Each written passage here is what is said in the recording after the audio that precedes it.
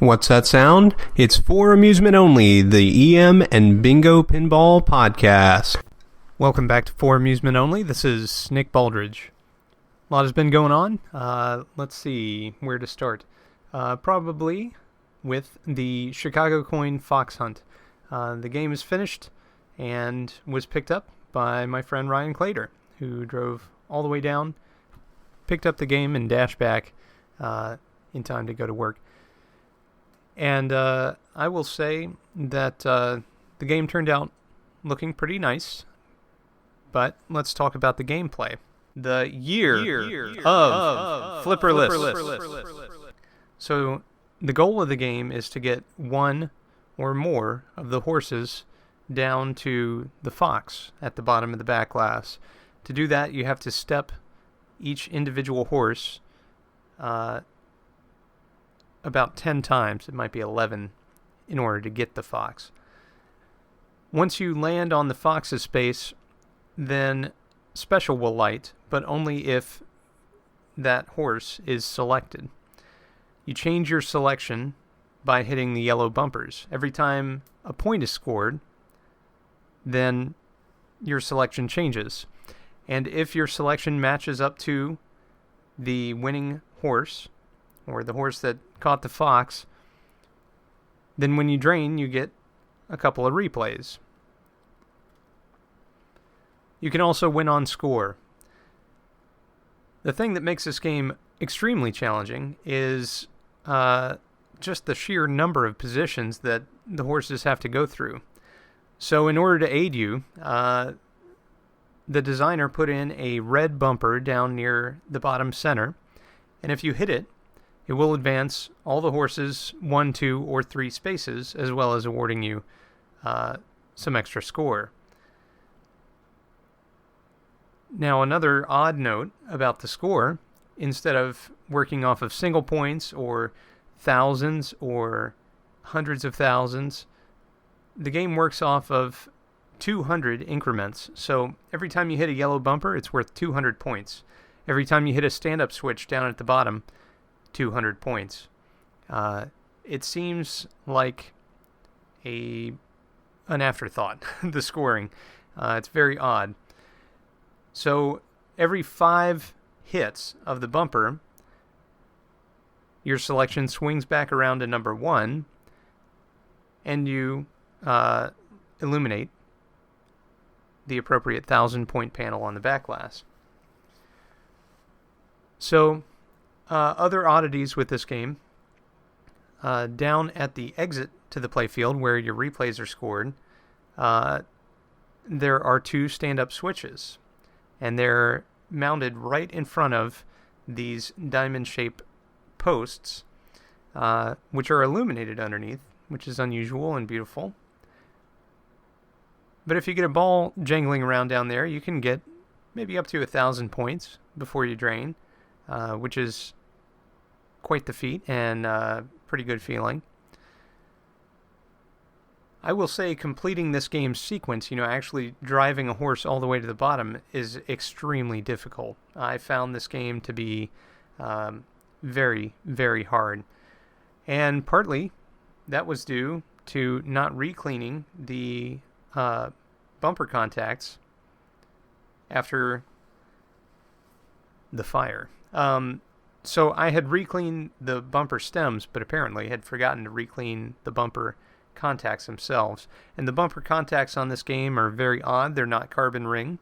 They're actually riveted brass inside of this little piece of some kind of metal.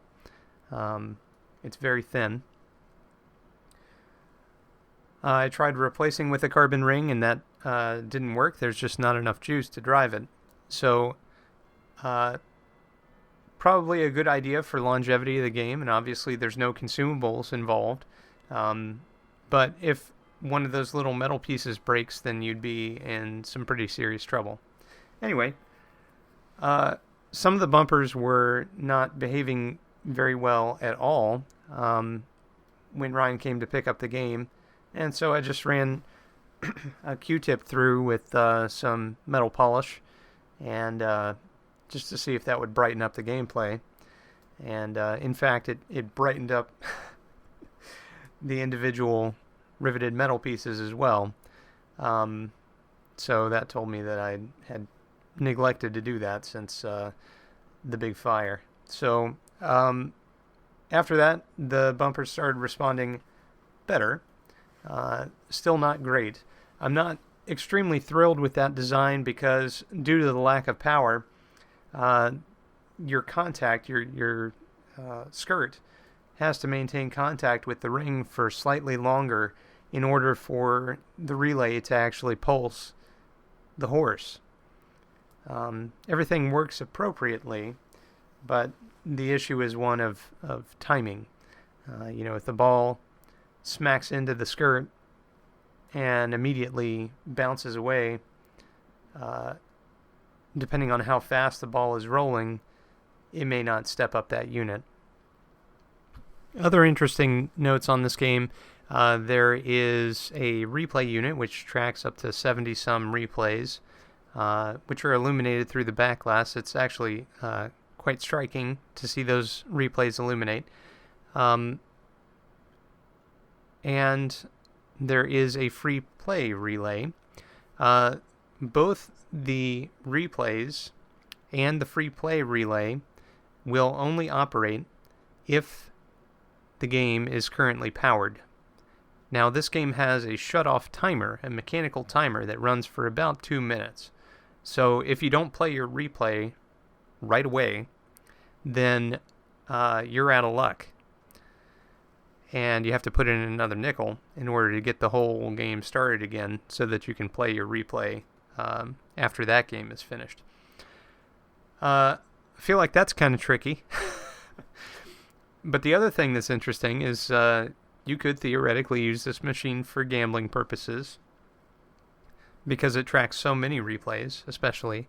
But there's another problem, and that is that the knockoff switch, which is located in the typical power switch location on this game, only operates when the timer is active. So again, you have to make sure that you have knocked off or played any replays that you want to play before the game times out, or else you have to put in another nickel. That's one way to wring extra money out of people, but not sure how that flew back in 1940. So it was great to see Ryan. He came down and we got to spend some time together. And he brought this beautiful Repro exhibit supply catalog for me to thumb through, and had Art Nouveau styling on the outside, on the jacket. And inside there was a ton of coin-op ephemera from the early days. So a lot of penny arcade type stuff, strength testers, trade stimulators, and so on. Just beautiful. It was great to look through that. And we actually talked for a minute about Robo Frenzy. More on that at a later date. But soon, because now that Fox Hunt is out of the building, what I ended up doing was moving another game into its place. I had a line drive Williams pitch and bat that showed up at some point here recently, and it's been folded up until I could actually address it. So got it unfolded, got everything taken apart, cleaned all the steppers, and made sure all the score reels were clean, went through all of the mechanics. And what's interesting about this game is that there are multiple sound cards, one that handles each distinct sound that the game produces. So there's no bell or chimes, but there is an awful lot of stuff in this game from a unit perspective. There's a lot of things that it keeps track of. There's a Grand Slam reel, which ticks up, and based on the number of Grand Slams, you get extra replays or extra innings. And yeah, I'm pretty excited to have this come together here. cleaned everything. The playfield, back glass, everything is clean now. The playfield has significant wear, but it's a Formica surface, so really just the illustration has worn away. The surface itself is fine. Loaded up some new balls, and tonight all I have left to do is clean the bat mechanism, and then I should be able to test. I'm looking forward to that. Pitching bats are good fun. This one is missing the playfield glass, which hopefully won't be a huge issue in testing, but we shall see. There's a big ramp that goes up into the back and a very small bullseye target that if you hit, you get a grand slam. But man running unit, took that apart, cleaned it. Everything looks good there, I think. So everything should be good. Very exciting to have another project near complete, and then I should be able to get back to working on Robo Frenzy. Again, I've got the back door screwed together, just need to do all the wiring, the difficult part. But that's coming soon. On multi-bingo news, I had somebody ask me recently if the project was dead. It is not dead. I am just extremely busy at the moment with various projects as well as with work and family. So it's been tough for me since York to get back to it, but I do intend to. I have a new playfield, the card bingo playfield, and I'll be designing those 4 games into the multi. And that'll bring the total of games up to 142. And then from there, I have other plans. That should be very exciting. However, one of the things that I'd like to do before I even get there is to design a manual for the game so that others can have an idea of what they're getting into. I have a lot of people ask me what it's going to take for them to build their own, and I explain, the board set that's necessary, computer, yada yada. But most people want to see it in black and white in front of them, not just in a list in an email. So I'm hoping that having a manual will help with folks that are curious or want to build their own. But it'll also help me to remember exactly what's in the game, and some of the thought process, especially if I come back to it after a long time. I want to be able to fix things relatively easily. And just as with the Bally manuals, that's what it's going to be good for. So what else has been going on? Service calls. I'm getting back in the swing of things there. Worked on a Royal Flush with a bonus count problem as well as end of game problem, and ended up tracing both of those circuits, and surprise, a good chunk of that was wrapped up in the BX relay. But there were a few adjustments that needed to be made throughout and in various other relays. Worked on a Doozie, and boy, that's a weird game. This is the only game I've worked on that had slingshots that fired with every point and every rollover. Multiple points, like 10 points and 100 points, the slingshots didn't fire, but individual points, the slings would fire every single time. I'm not sure if this was due to a lack of sound in the game or perceived player action or what the case was, but the slingshot switches are double stacked. There's a set of normally closed switches and then a set of normally open switches. And the idea is the normally closed switches will open up when that point kicks, but otherwise they remain closed. The normally open switches will close when the ball strikes the rubber surrounding the slings. Just a weird setup for that. Otherwise, game had sat for a long time. Needed some going through. Went through, cleaned the score reels, Made sure all the units could step, cleaned, lubed, all that good stuff. And things were operating, resetting very snappily. But that's as far as I took it. There remained an issue with the slings because the slings had been adjusted so that the front set of switches were normally open as well as the back set of switches. That was my misunderstanding until I realized that the game was supposed to kick the slings every single time that you did anything. When you have those misadjusted, it creates some serious problems. Coils will lock on until you correct that issue. I find that crazy, but that's the way it was designed. So, other service calls, let's see. I went out and worked on a shoot-a-line, and a customer there is doing a phenomenal job bringing this game back from the dead.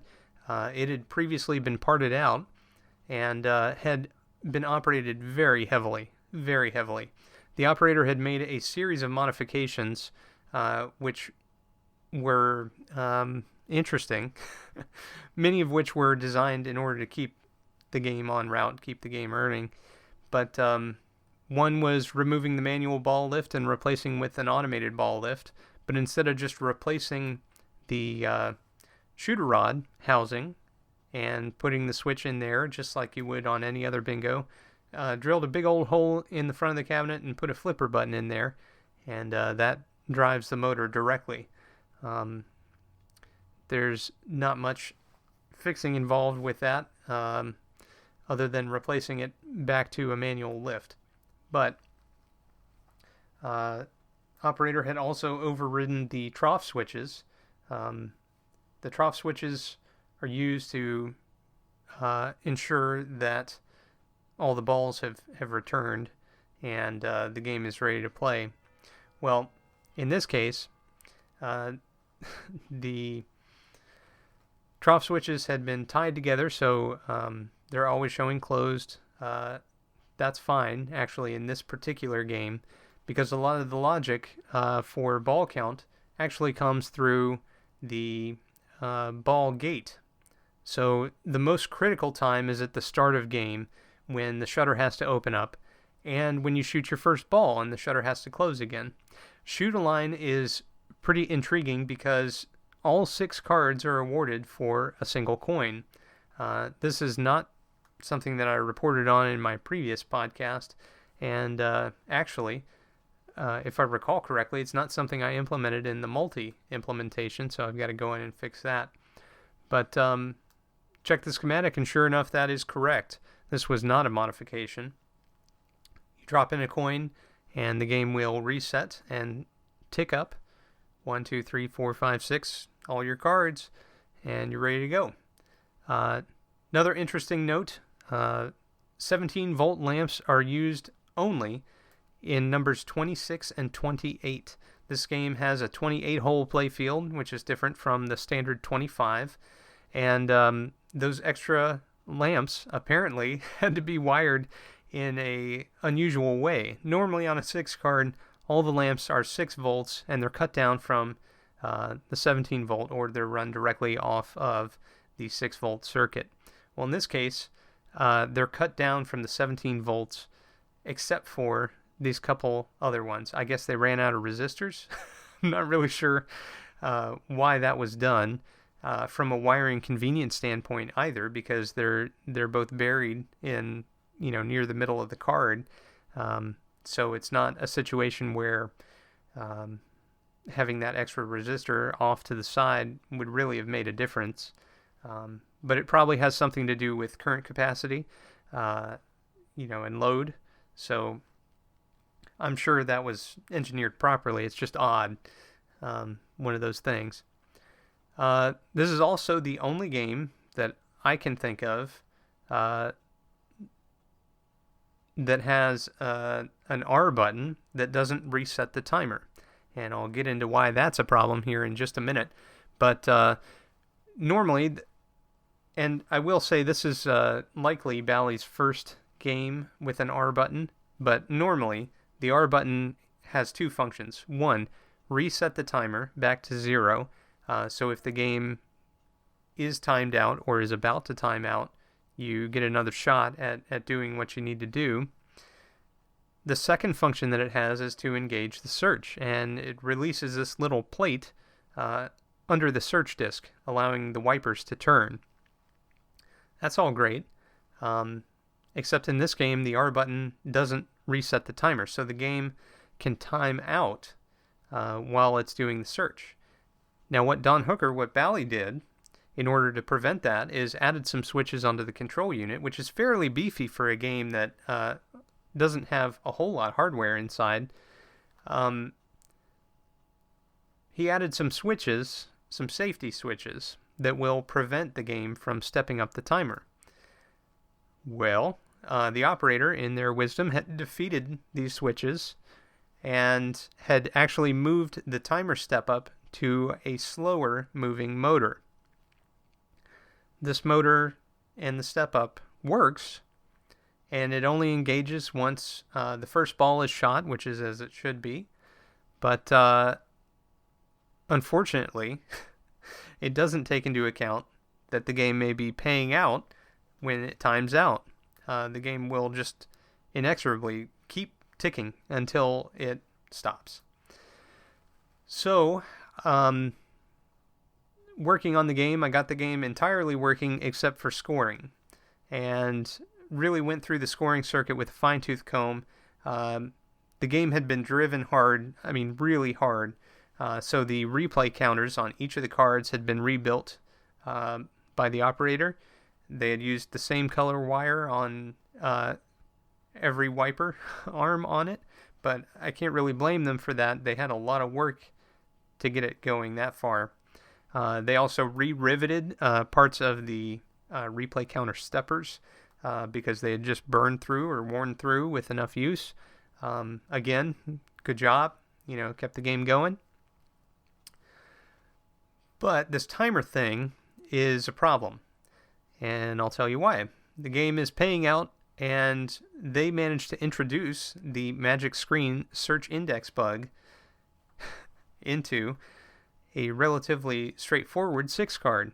So, game is paying out, the search index is on, as well as the 2x scoring relay, which basically releases the replay cams, and possibly the 16x scoring relay. Well, when that happens, after a brief period of time, the relay will burn, catch on fire. And that's exactly what happened, I determined. The relays were all matching against themselves, their neighbor, which is the same, on all of the scoring coils. So they are all suspect, but I suspect that 3 are totally burned and 1 maybe mostly burned. We'll find out with another round through. Aside from that, worked on a Dixieland. Dixieland had multiple problems. The first is that it didn't score. Took a look, and mechanically, card 5 and 6 search wipers were frozen in place.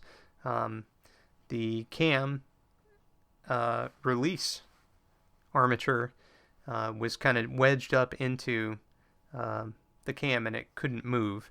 So freed that up. That didn't fix everything, unfortunately.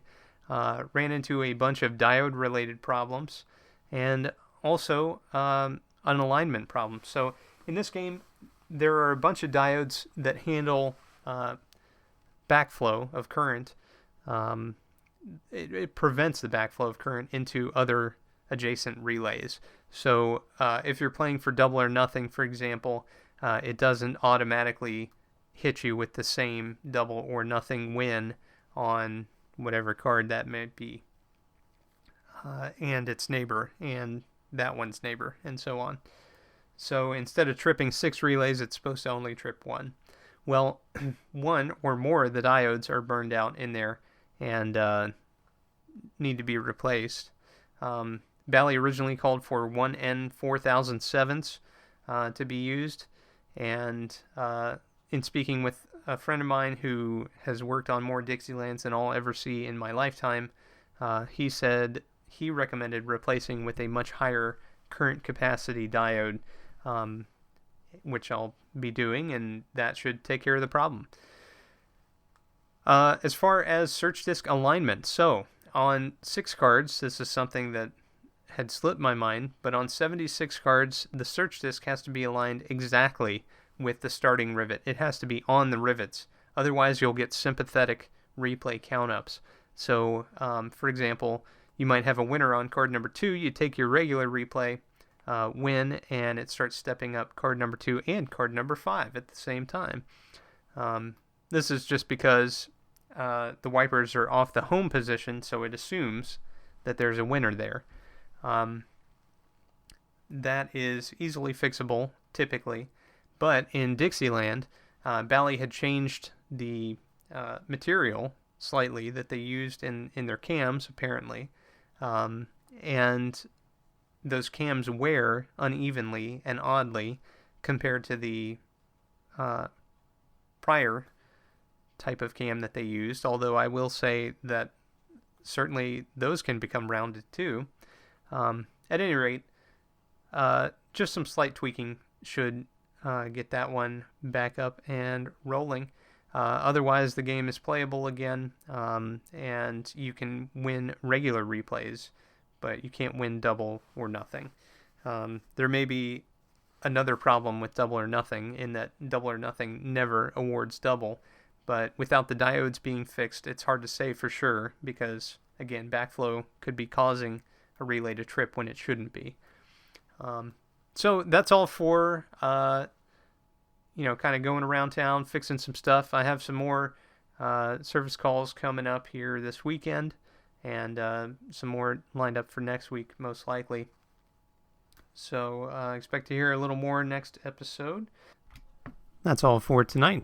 Thank you very much for joining me. My name again is Nick Baldridge. You can reach me at foramusementonlypodcast@gmail.com, or you can call me on the Bingos line. That's 724-BINGOS1, 724-246-4671. You can listen to us on iTunes, Stitcher, Pocket Cast via RSS, on Facebook, on Twitter at Bingo Podcast. You can listen to us on Google Play Music.